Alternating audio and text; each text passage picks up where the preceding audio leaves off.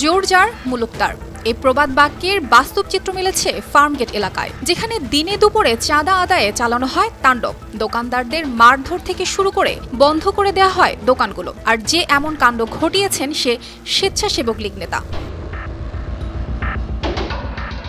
ফার্মগেট রাজধানীর অন্যতম ব্যস্ততম এলাকা। এই এলাকাকে কেন্দ্র করে গড়ে উঠেছে ছোট বড় অনেক দোকান, চলে দিন থেকে রাত পর্যন্ত কর্মযোগ্য। আর এই সুযোগকে কাজে লাগিয়ে অবৈধভাবে আয় করছে সন্ত্রাসীরা, যেখানে দিনে দুপুরে চাঁদা আদায়ে চালানো হয় তাণ্ডব।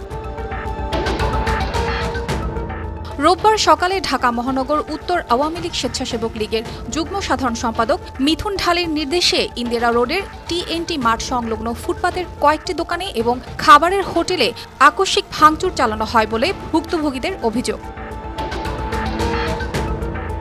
সিসিটিভির ফুটেজে স্পষ্ট দেখা যায় মিথুন ও তার সহযোগীরা লাঠি হাতে হোটেল থেকে ক্রেতাদের বের করে দিচ্ছে। বন্ধ করা হচ্ছে দোকানের শাটার। চালানো হয়েছে অত্যাচারের বুলডোজার হকারদের ওপরও। চাঁদা না দেয়ায় তাদের বুকে পাড়া দিয়ে থাকেন দাঁড়িয়ে। তারপর পার্শ্ববর্তী খাবার হোটেলের জানালার গ্লাস ভেঙে আতঙ্কের সৃষ্টি করে।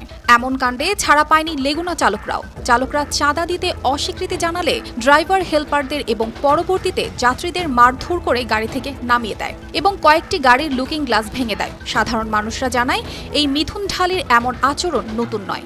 এক পর্যায়ে শেরেবাংলা নগর থানা পুলিশের গাড়ি ঘটনাস্থলে আসার পরেও পুলিশের সামনে তারা গাড়ি ভাঙচুর করতে থাকে। পুলিশকে দেখা যায় নীরব দর্শকের ভূমিকা পালন করতে। News desk, RTV।